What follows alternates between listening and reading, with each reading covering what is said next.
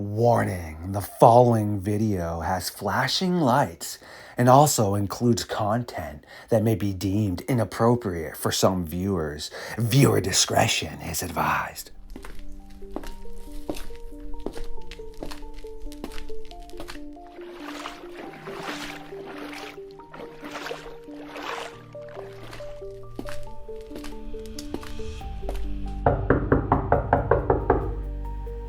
The Wendigo guy and Robert Prevo. What caused you to muster up the courage to walk through the darkness of the werewolf and Dogman infested forest to awaken me from my slumber? This must mean we are going werewolf hunting. Yet I see you brought some offerings.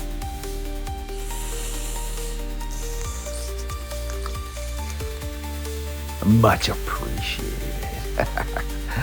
Now that I am fulfilled with my energy, revamped, you have released my shackles. It is time for the Wendigo guy, Robert Prevo, and myself to take a walk into the Dogman phenomenon.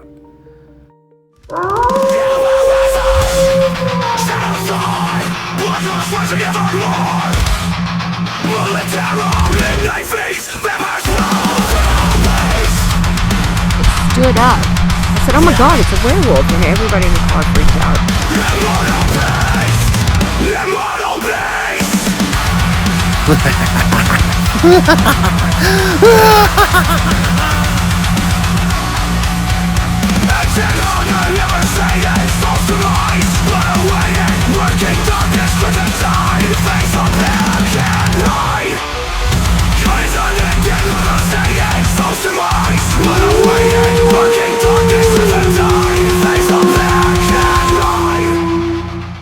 My creatures of the night. Again, it is midnight lycanthropy time here on StarFox Radio. We have Robert Prevo and the Wendigo guy, aka Ryan Tremblay from the Midnight Society Science Team. This means, once again, it's time to nerd out and learn some quality knowledge. So they have set up the late night fire for us so that we can burn the early morning timber and figure out some of the madness that is occurring. And Mr. Tremblay, how you been? And toss it Robert's way after. How you doing too, Prevo? I'm doing good, man. I've been super busy. I'm working on a new skinwalker investigation here. So, yeah, I've been going out, speaking to the eyewitnesses and going to the area to look for clues, which I don't recommend everybody else to do that. But it's been fun. It's been interesting. Yeah, doing great here. Got a lot going on. Before long, I'm going to be completely obsessed with the whole devil monkey thing. As much as I've been diving into that, but I've been working on some of the cryptid field guide for my channel, and we're logging up a bunch of investigations we've got to go do. So yeah, we're busy. To the audience, everyone's links are going to be up. Make sure you check them out. But before we started this conversation, Mr. Prevo had mentioned how he had some investigation around an eerie, cemetery. I had a humorous remark I was going to make, but I figured I would let the audience indulge on this as well. I have zero time besides editing and to hang out with my squirrel. It's been like that for quite a long time. Well, let's rewind a little bit. I had a friend that was super cool, but really annoying. She had a friend I had never really met that obviously she gave my number to, and that was just texting me, whatever. I don't really care that much. This girl would just always blow me up. She didn't know where I lived, because that was the deal afterwards. I was like, dude, your friend's a maniac. One night I was just like, all right, sure, pop over. Told her some old creepy graveyard that she didn't directly know it was going to be a graveyard down this side road. And I was like, once you pull down this road, right, you're going to come through this old gate Go in a little bit, you're gonna find this old abandoned house, but it's not like a house. It was like this. I don't even know what they are in the cemeteries that look kind of like a house. Some of them have them. They're creepy, whatever. I was like, go down the stairs and you'll find my casket all the way to the fifth door on the left. Never spoke to me again. I was like, yes, success. A mausoleum, huh, Ken? There we go. Yes. That's diabolical, bro. That's pretty rough right there. With my luck, the girl would have called me back. What would have been really funny is if she'd have called and said, I met someone. Hey, Yeah, and my friend after was like, yeah, that wasn't really nice of you. And I was like, yeah, but that wasn't really nice of you either, and whatever, though. So I just figured it was pretty humorous. Well, when it comes to diving into things lately, what have you both been up to? Well, I've been doing a little bit of both. I've been focusing on the Nararushi, of course, but I have looked into some Dogman stuff here in Arizona. So there's a guy in Tucson, actually, who lives near Mount Lemon. He wants me to go visit him because he believes he ran into not just one, but 3 Dogmen at the same time. Oh, that is trippy. Yeah, you're going to have to let us know how that one goes. As far as me, like I said, been diving into the whole devil monkey lore and really trying to get a little bit deeper into that and see where that leads as far as heading in with the Dogman stuff. Just working on, my channel, working on the groups and stuff like that. So yeah, staying busy. Of course, I'm always busy with the Dogman stuff. Little bit of everything.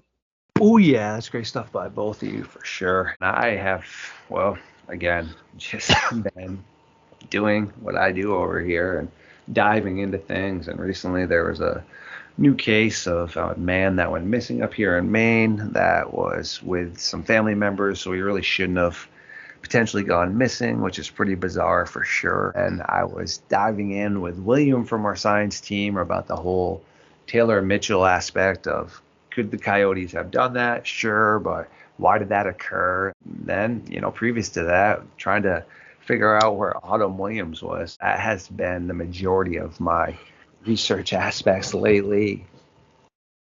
Yeah, see, Kenny's always busy. He's always doing something, editing, looking for somebody. Busy guy. Yep. Now, Taylor Mitchell, that's a young man who was drug out of his house, wasn't it? No, so Taylor Mitchell was actually a country singer from Canada that they blamed it on 2 coyotes that consumed. Oh, yeah, I know what you're talking about now. I completely remember now. I don't know why, but it popped up in my head about the young man. I can't remember where that was at, where he was in his room doing his homework was the last thing anybody knew, and then eventually they found his remains somewhere, and it had been an animal that had attacked him. So wait, they said 2 coyotes did that, Kenny? Yeah, it's really interesting. And Williams, part of the science team, so that's why I was like, yeah, we definitely need to make sure to get him on right now to try to figure out what the heck, potentially was cooking with this. Yeah, that's what they were saying is coyotes. Don't get me wrong, he broke it down awesome. Actually, we both did. With the coyotes now mating with domesticated dogs and things, and also in a lot of areas, people don't realize when they sit here and try to wipe out coyotes. Well, coyotes then put out a pheromone that from the female, letting the pack know they're low in numbers. That's why they'll start mating with domesticated dogs as well. We actually are probably creating something that has lost its fear of people, especially now with coyotes coming into suburban areas and getting into trash and taking people's pets. If you look at Taylor Mitchell, she wasn't that big of a girl. You can Google her and she's holding a guitar, and the guitar looks pretty large towards her. 2 coyotes in Canada, because we have to be realistic, everything's bigger up there. I mean, just like the wolves and things. It could occur. Is it something that would be of the norm? No, and the coyotes they found didn't show signs of human predation, which is very interesting. But yes, it could occur. She's a smaller girl. If she tripped and fell, one of them starts biting her arm. She tries to fight it off. The other one starts biting her neck. Yeah, that could be probably an issue. I'm 6'1", like 158 pounds. I would like to think I could handle that, but I would probably get some bites and scratches I wish I would not have had on me. It could occur. 2 coyotes could do that. But again, they were not directly in the area where she was, and also the predation aspect wasn't there. Same thing with the bears and wolves in that area. They were not showing signs of human predation in their scat or anything. But also, again, they say wolves aren't supposed to be in that area, but we've already spoken about that. Wolves will travel like 350 miles. Wolves are in Canada. Wolves could have easily done that to her. So could have a large cat, but it is bizarre. That is really bizarre. I mean, to blame coyotes, though, I mean, especially in Canada, like in Arizona, coyotes are so common that when you go outside my apartment at night, you're going to see a pack of them running down the street, and we're in the city. But in Canada, though, I don't know, man. I don't think coyotes would do that. I'd say more wolves or something. Yeah. Yeah, we've actually had where coyotes are starting to come into town right now. It's breeding season right now, Mm-hmm. and I take my dogs out for walks at night, and I can hear them. I can hear the coyotes yipping, a couple of blocks over, and all the other dogs in the neighborhood are losing their cool. But I even put out a warning on our town's Facebook group. Be careful about coyotes because they're in town right now. And it's kind of surprising because the response was, "Oh well, you don't have to worry about coyotes." One coyote, no. Many coyotes, yes. And if you're Mm-hmm. not a full-grown adult male, if you're a kid who's walking down the street, or you're a lady, a smaller lady like, Starfox was talking about, yeah, you need to be aware of that, because these things are opportunistic predators, and they will take whatever they can get, especially during breeding season, because they're fattening themselves up because they know they're going to have pups later on. Sure, sure. So, since we're talking about, coyotes coming into cities, do you think maybe breeding season is what brings things like Dogman and Bigfoot into our cities as well? Oh yeah, it's absolutely possible. I mean, first of all, Bigfoot is going to be an opportunistic predator as well. They're omnivorous.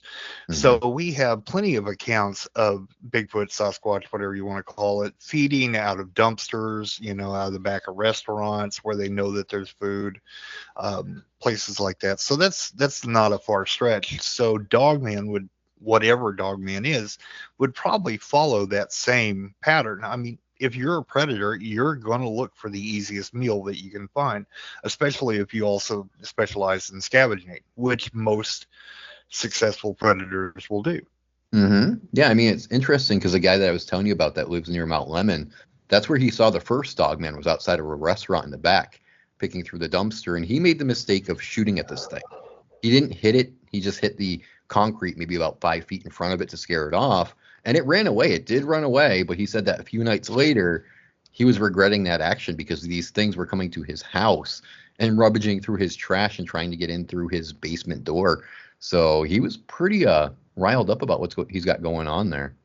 Yeah, it seems to be that once you show some aggression towards these things, especially unfounded aggression, you kind of mark yourself, which maybe there's something to that. Maybe they do mark you, and then they're able to follow you wherever you go. I don't know.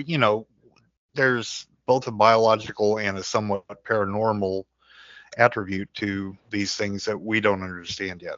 Definitely, most definitely. But I do find his story very intriguing because he's Mhm. describing the hyena type. And I thought that would interest you too, Kenny, because I know you're into the hyena thing.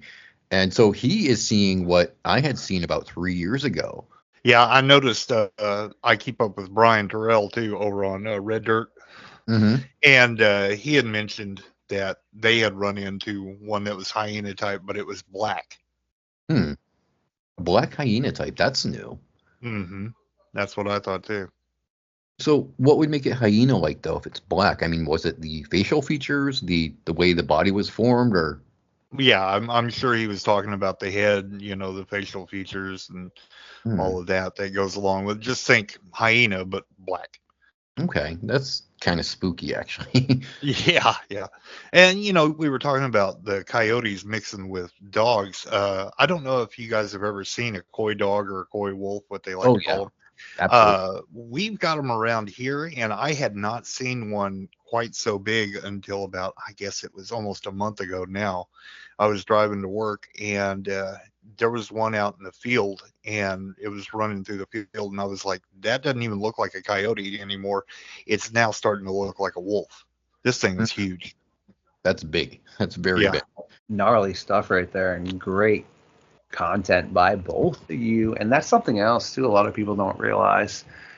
Being out in the forest is sure maybe 20, 30 miles, like Meiku was saying from our science team. Not logical, but Great Pyrenees and other dogs that are domesticated will roam. Okay, there's a lot of people's dogs that probably, if you put a camera on them, are able to see on the adventure they went, you'd be like, dude, what the heck? Like, no, don't go that far away. Being out in the middle of the forest and not seeing a bike trail or human tracks, and you come across some canine prints. A Great Pyrenees is a big dog. That would look like a large print, but doesn't mean it has to be anything besides that, you know?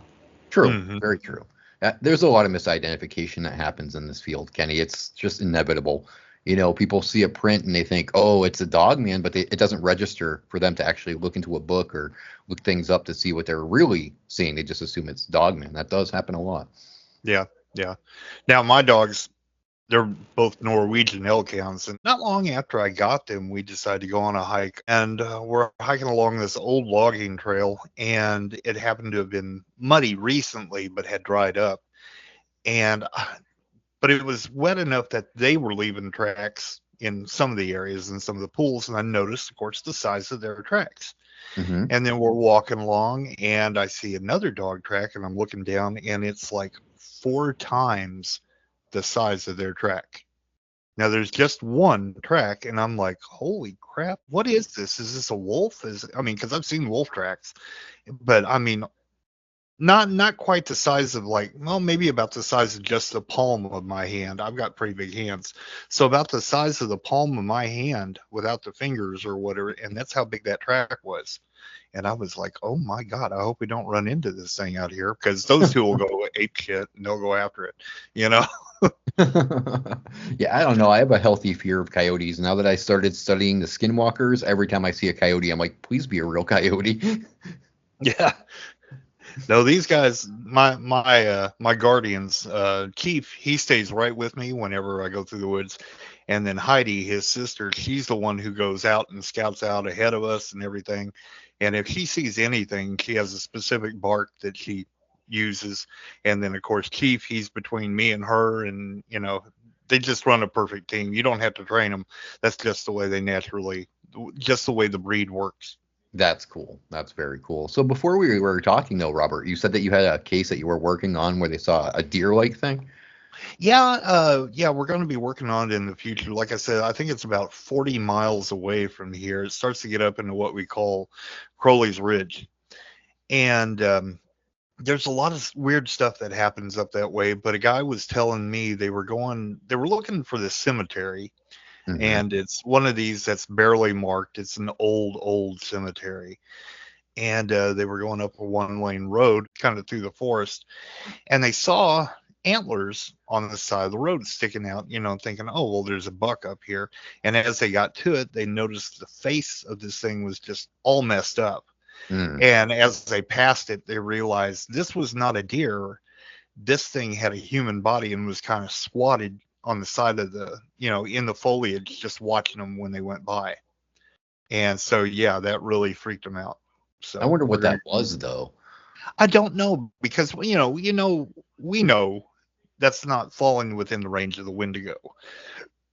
It better not be. It better not be. Yeah, really. After all the arguments we've had with people about Wendigo and everything, yeah, it better not be.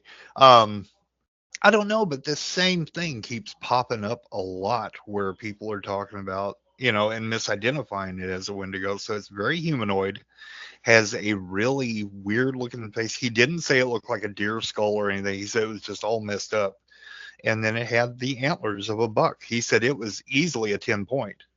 Wow. Antler thing. So yeah, this thing, he said it was massive. Interesting. There's a lot of deer-headed entities in the folklore that people don't look into. You have the Leshy. The Leshy has the deer head and it has the human-like body. So when people see these deer-headed things, I keep telling them, don't assume it's a Wendigo, though, because Wendigo don't have the deer heads. They might have the antler-like protrusions, but they don't have deer antlers or a deer head. So you're looking at something different. Could it be a manifestation because the deer-headed Wendigo became so popular? Maybe, but it's not the Wendigo itself. Yeah, and even with the leshy can look at as many different things. Yeah. When you get into the folklore of the leshy, it's really interesting because they're like a guardian over a specific forest. So there are many different leshy. There's one leshy per forest area, I guess you could say that their domain. Correct. And according to the folklore, if they're at the center of that forest, they can be as tall or taller than the tallest tree. Yeah. And as they move through that forest and get to the outskirts, they get much smaller and can be as small as a blade of grass. So there's a whole lot of lore that goes in with that. And yes, they're the protectors of their area, but Hmm. they can look like pretty much anything they want to look like. They can even look like an old man. They can look like a woman, a young woman. They can look like anything they want to. Hmm. Yep. So, but this theme that we keep butting our heads up against is this very human looking thing that almost always has that deer rack. And I just got to do some digging to see if I can figure out what the heck this thing might be. Well, if you figure it out, let me know. I'd be very interested to learn about that. I'm very interested to figure it out myself.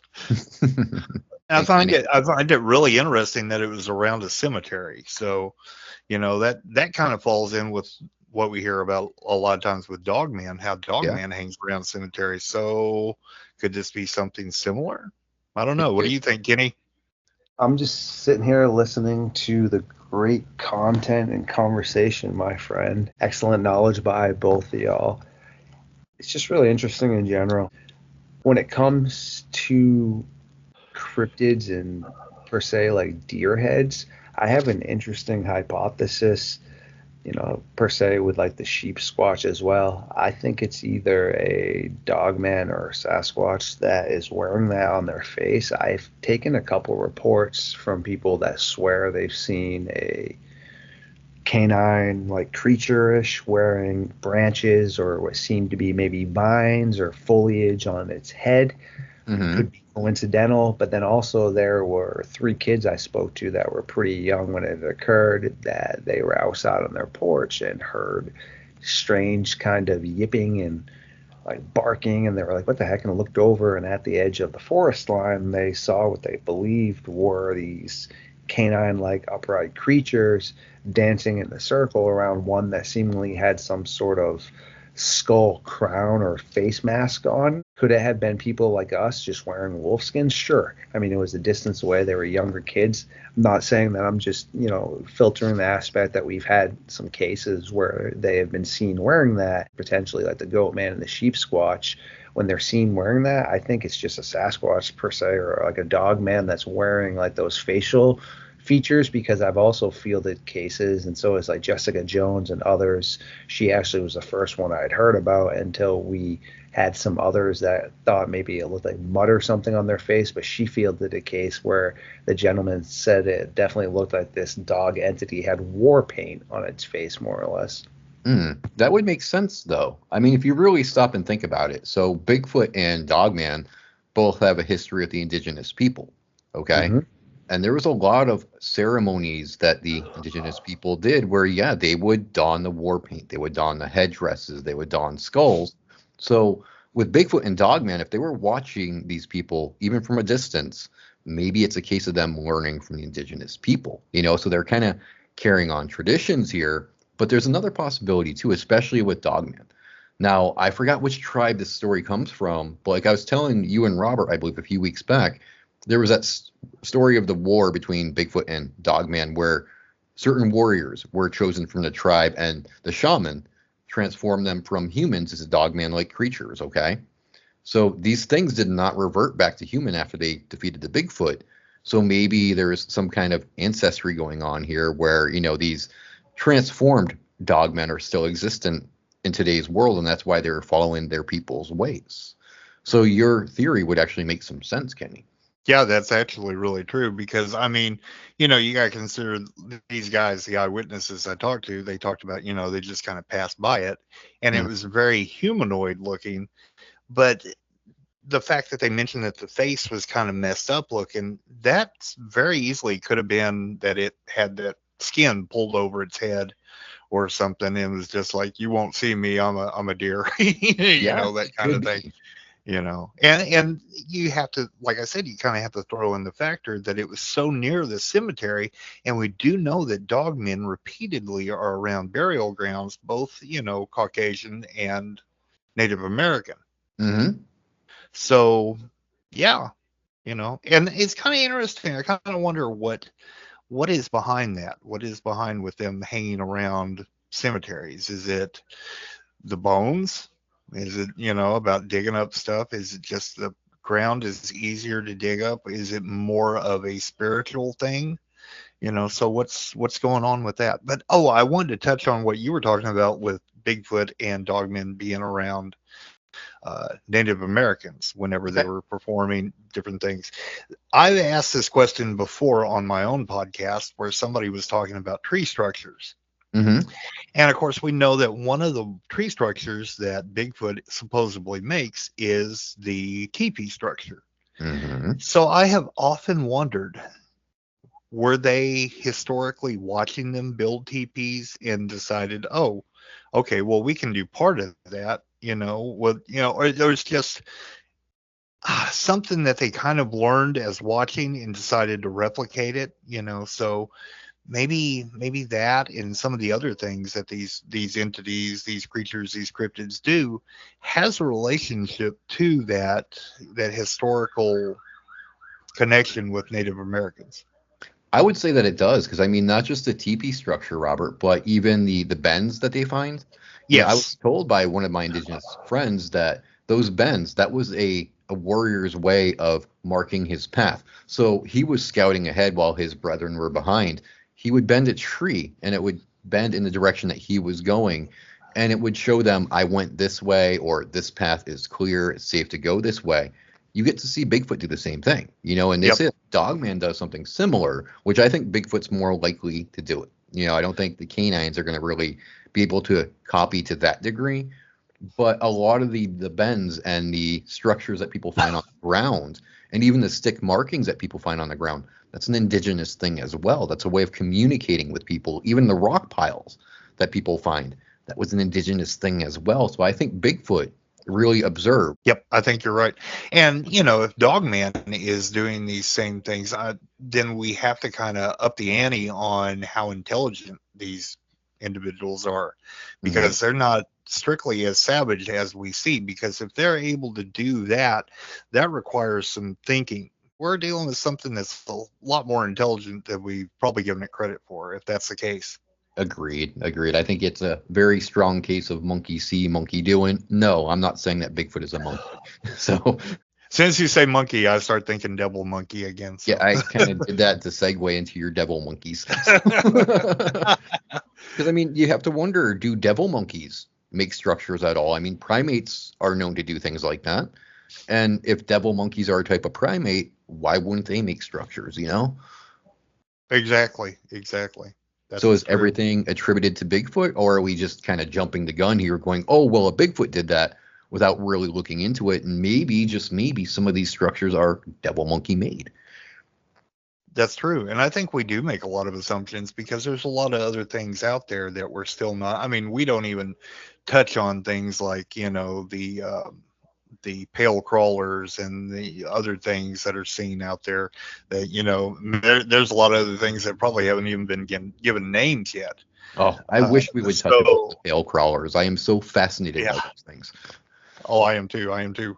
But I mean, so there's a lot of things out there. We do jump the gun. We make a lot of assumptions, and I try not to do that when I'm in the field. Mm-hmm. If I hear something, see something, even get that feeling of, where the hair stands up on the back of your neck and you're like, there's something out here. I'm always very careful as to not assuming, oh, well, it's just Bigfoot, I'll be okay.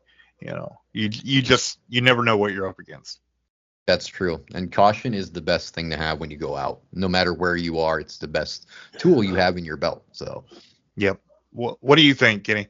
Gnarly stuff right there by both of you, and I'm just filtering through some baboon aspects because I definitely think there's a lot going on, and they definitely have no problem using sticks, rocks, filtering, digging things out, beating things. I would assume that assumptions aren't the best. They would have no problem doing stuff intricate with wooden things, and they also, make interesting nests too. So there is definitely a lot going on in that. And I mean, I try to just preach that to everybody. They don't have to automatically assume something has to quote unquote be, canine based, because there is so much that is going on with primates and things. And actually, Colleen, our environmentalist, we were just talking about the Dinopithecus, and actually the Pteropithecus, I believe, is the other version. I probably butchered that one, but they just recently.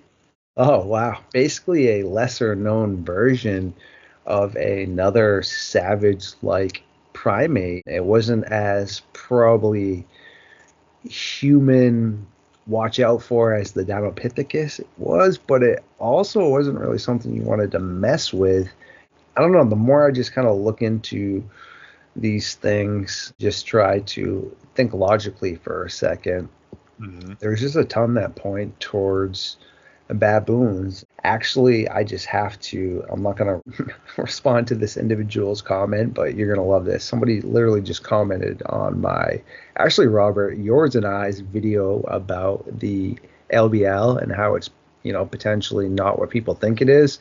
This person said, how could it be a lie? Somebody came out and said that they were there. No one would lie about that situation. What do they have to gain about that? Just figured I would air that out to y'all, because that should be aired out. It just shows you again, meaning people are not willing to look at it logically. When you think about the quadrupedal and the bipedal ways that they move, well, that's the way a baboon runs. You think about the articulated hands that look raccoonish with long nails. You got baboon hands, elongated canines, and strange howls.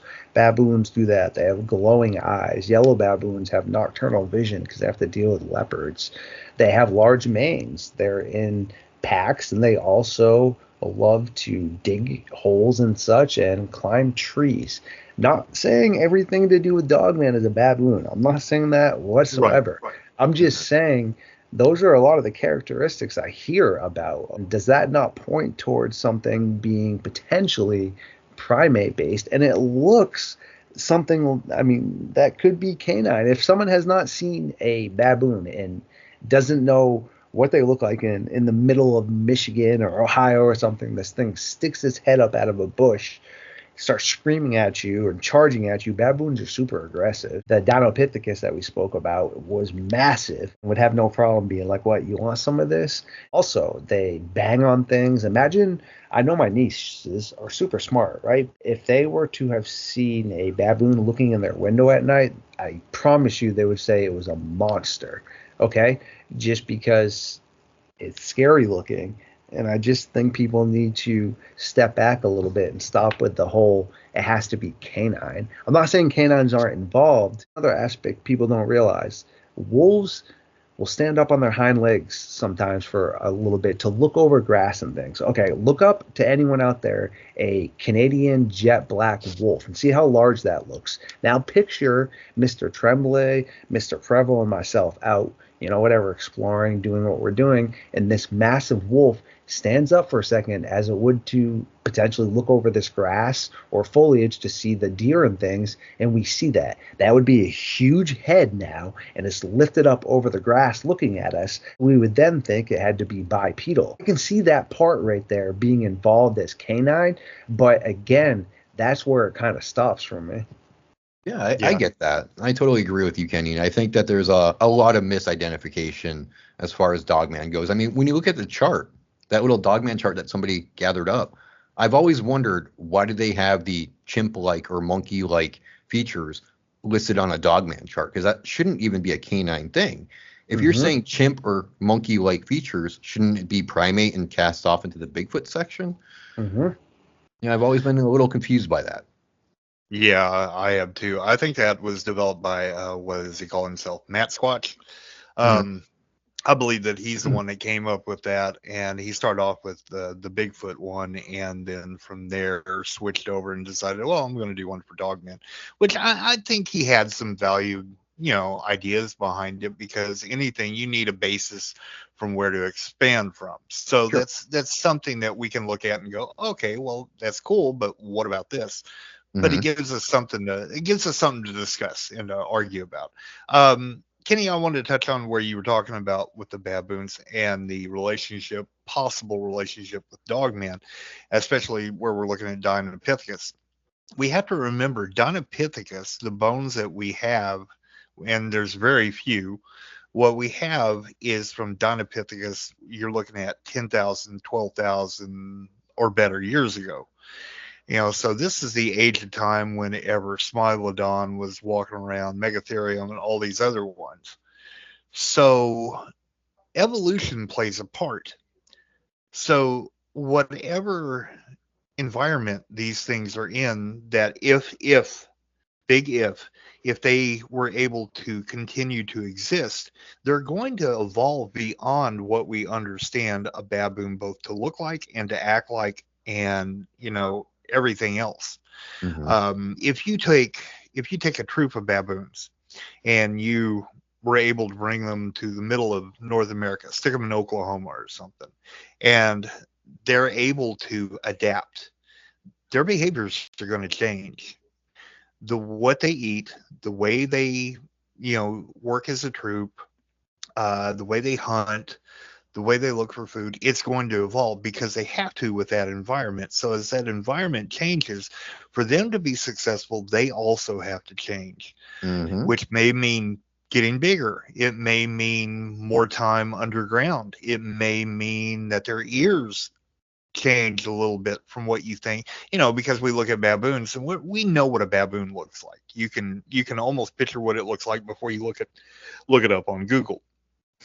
But that doesn't mean that these devil monkeys or whatever are going to look exactly like that. There's going to be vast differences between those two. So if you think of, a polar bear, which is up north, looks nothing like a brown bear, which looks nothing like a black bear, which looks nothing like a sun bear. You've got all these different bears, and they've evolved to fit in with the environment that they're in. So we've got to keep that in mind whenever we're talking about things like this. Yep, adaptation, man. That's how animals make it. Yep, adaptation is the root of evolution. That's the first Yes. thing that we learned in evolutionary class. Yes, sir. Man, great stuff right there by both of you. As we have about 10 minutes left or so here, I wanted to just touch base on how hardy baboons and hyenas really are. And let's just play for a second that the Dinopithecus didn't go extinct, because there isn't really anything to solidify why it should have. The climate that it was in South Africa is still very similar. Humans didn't want to go near it. So, I mean, you don't really have that aspect. It seemed to be just like any other baboon, opportunistic, eating foliage, probably anything it can scavenge, anything it's going to hunt. So it's not really going to have an issue getting food again. I think also people don't realize how hardy hyenas are. So if you took either one of those species, they have a healthy breeding population, it's going to be really hard to take them out. William, our geologist, we were speaking about this. I just presented this to him because, how in Saudi Arabia in that lava tube, they found all those bones that were human and animal based, but had been consumed by hyenas. And it seemed to be like a spotted hyena type behavior. But what are they doing out there? Well, I started thinking, all right, with all the caves, right? Is it really so hard for someone to think that an animal in Africa, per se, like a Dinopithecus or hyenas, could be using cave systems and traveling and then popping up in, per se, like Saudi Arabia? Wait, what, Star Fox? Yeah, I mean, just down in Back Bay in Boston, all right, we have a area that goes right underneath, basically a natural kind of area that went underneath Back Bay that we just turned into a spot for the highway to go to split up traffic. So, okay, there are tunnels that go all over the place. It's really not that hard to think that someone could enter, I should say, an animal could enter a cave system in Florida and then pop up in Africa. Good point. Very good point. And that would explain why in different countries, we're also seeing hyena-like things. In Canada, you have the wahida, the Shunkawarakan. Over in France, the beast of Gévaudan. So obviously these things are hiding somewhere. Okay, they're not going to hide just in plain open sight. They're hiding underground somewhere through caves. Okay, that's how they're able to come out and do what they got to do. So you do have a valid point, Kenny. Yep, absolutely. And keep in mind too, one of the things that, people used to do, or kings and emperors used to do, is whenever they were visiting another country, another kingdom, and they would often bring gifts of animals. Hyenas, really, as pups, I guess you would call them pups, are actually easy really to train and Mm-hmm. to make pets out of. They actually make really, really sweet pets. Oddly enough, you wouldn't think they would, but they do. And it could be that some of these, all you need is a couple of males and a couple of females to be presented to a potentate somewhere that was farther north, like in Saudi Arabia, and or Lebanon or wherever. And all these have to do is start a whole new population and maybe escape. So yeah. Yeah, hyenas were a big favorite amongst the Egyptians as well. They Mhm. loved to have packs of hyenas as pets, and they were also guard dogs, and so Yeah. it was So I common, mean, very common. there's a lot of different reasons behind why specific animals can be in the wrong place at the wrong time. I mean, if you look at England, Scotland, those areas up there where they've got problems with the big cats, Yeah, the big mystery cats, we know for a fact that up until the 60s and 70s, a lot of people were keeping, a pet leopard, a pet tiger, a pet jaguar, until they decided that's not really a good idea. yeah. Same And here in the States. How many yeah, invasive species do we have here, Robert? There's a lot of them. oh, absolutely. I mean, if you look at Florida and what happened whenever the hurricane hit there, and now we have all these snakes, and we now have monkeys, we have all kinds of things down there that shouldn't be there because Yep. they're not a part of the natural ecosystem. But it's funny because the ecosystem is balancing back out. Once you introduce something, it will stress the ecosystem, but then the ecosystem generally just turns back around and goes, "No, I got this." We're not going to quote Jeff Goldblum here from Jurassic Park. Life, Yeah, hey. yeah, that's true. Life does find a way. Excellent stuff right there. Our spelunker, Meku, was saying that, I mean, granted, we don't even know much about the ocean or outer space, but we know even less about caves. We do know that they exist. There are animals that enjoy them. Well, people are going missing in national forests and near cave systems. I mean, I don't know how much more we need to write this out, have people step back and listen for a second, because there is as much clarity as there needs to be for someone to listen. Yeah, I agree. I think people prefer the scary stuff, Kenny. I think because we're being scientific and using critical thinking, it kind of shies people away a little bit. But I think they'd find that, these stories are scary themselves, but they can still be scientific about it, because people going missing, that is frightening. Okay, and if it's animals of some unknown kind doing it, that's still pretty terrifying. You can just use critical thinking about it, though. Yep. Reality is always stranger than fiction. Mhm. And people forget about that. I understand there's a lot of people out there that love werewolves and, the stories and everything. I love them too. I can't think of a werewolf movie that I probably didn't at very least love the fact that it was a werewolf movie, even if the CGI and everything was just horrible. Mhm. But that doesn't mean that that's fact. There's other things that we need to take into consideration when we're looking at environment, we're looking at species, we're looking at what you said, critical thinking, we're looking at genetics and all of that other stuff. There's a lot of creatures who have the ability to adapt and become something different. And we Mhm. think that humans are the only ones that are capable of doing that. And we're really just not that good at it. The only reason we're able to adapt is because we can work together, theoretically, and we can build weapons. Yes. And that is all facts right there. And there's just so much that people don't want to accept as we start to tie this up. I mean, sure, if people want nightmare fuel, It's out there. You can hear real encounters. Like I heard one the other day about these people that, well, they had to make a decision. All right, do they stay where they are and the water keeps rising on this little spot because their boat crashed and then the crocodiles get them, or do they try to swim across the crocodile infested water? One guy was like, all right, well, I got to try to save us.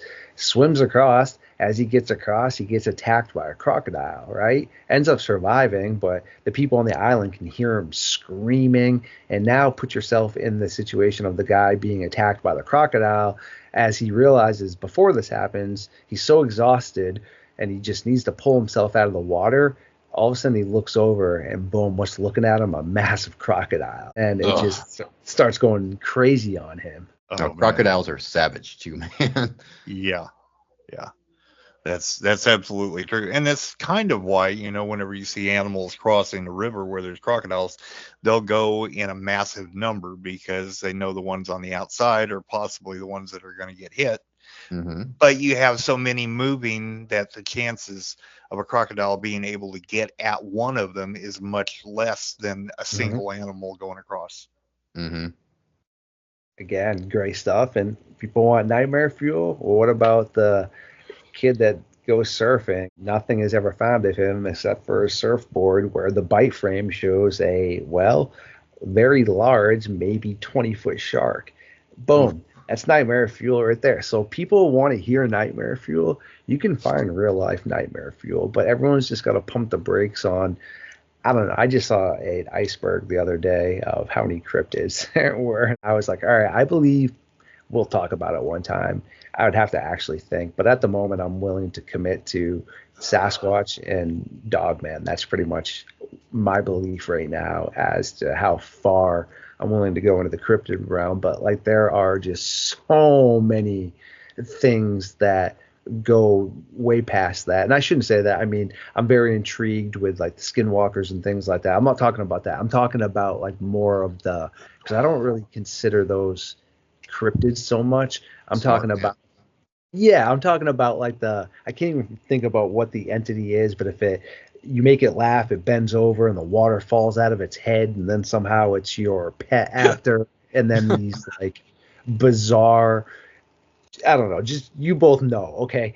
That's all I'm saying. Like the other ones that I mentioned about there, the Wendigo, Skinwalker, you have a ton of historical oral aspects. The Dogman, Bigfoot, you have history, but then you got footprints and evidence. But I mean, if we're gonna talk about, minotaurs and centaurs and all that, I just want some evidence. That's all.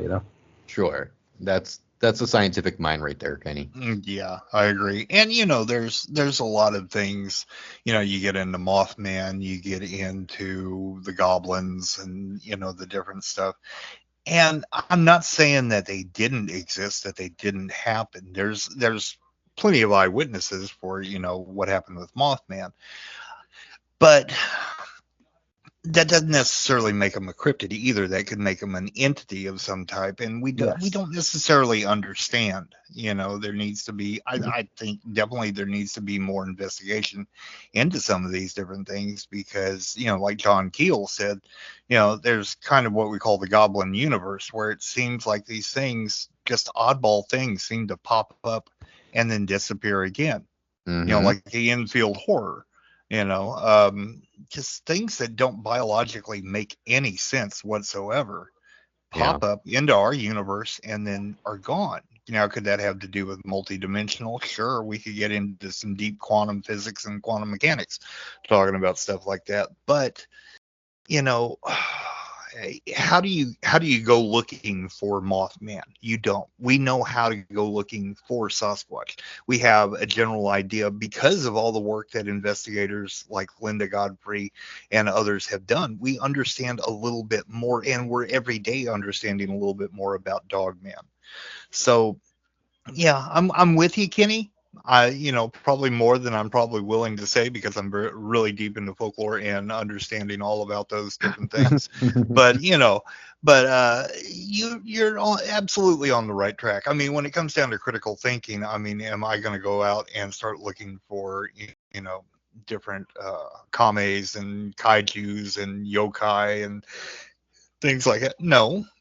Whoa, Don't you go kaiju Godzilla on me. I We'll was talk just about about that. to. Damn Well, I it. know you were. We'll talk about that later, you and me separately. But anyway, but you know I'm a Godzilla guy. So anyway, but I mean, you use critical thinking. We're always preaching about to everybody is use critical thinking.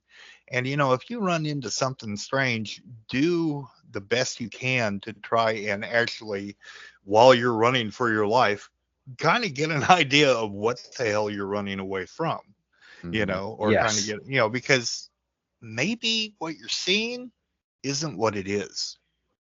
There you go. That's all I'm saying right there. Yes.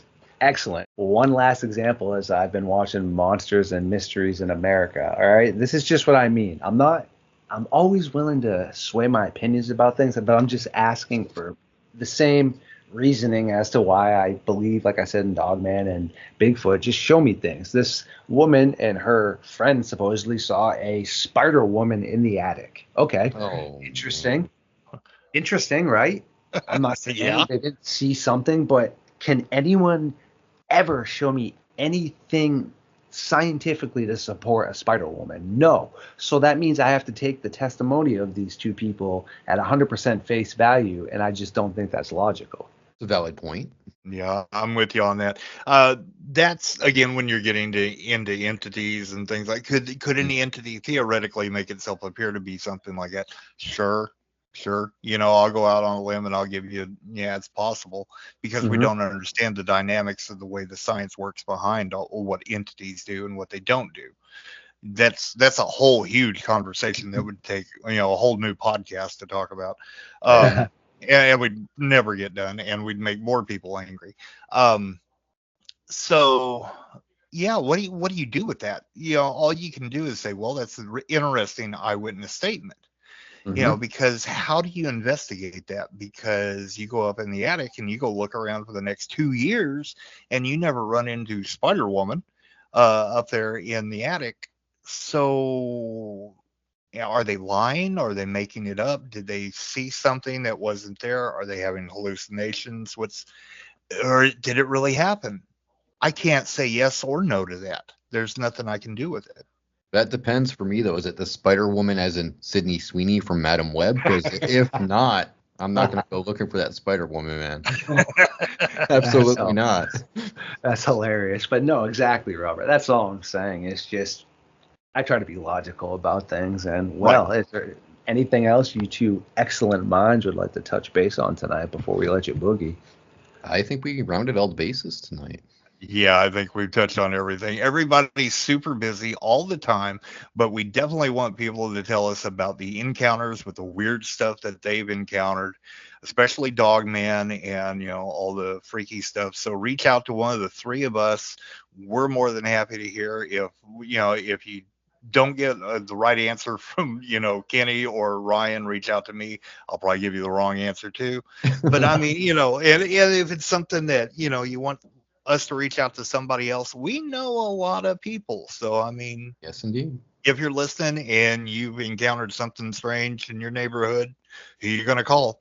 That's so awesome. Well, to the audience, yes, this will be the conclusion for the early hours of the morning of the meeting of the Midnight Society. But no worries, both Robert and the Wendigo guy are bi-weekly hosts. And who knows, maybe we'll just keep on getting all three of us together. Either way, though, make sure to go over and check out what they're churning out. Their links are going to be up in the description. And you can always bump back to the playlist where everybody is listed out and support us, because I know it's so corny to say, but it's facts. YouTube does not like us back if you don't like us. So please hit that like button for sure. And thanks for hanging out with us tonight, guys. Hey, my pleasure. Absolutely love it every time we get together.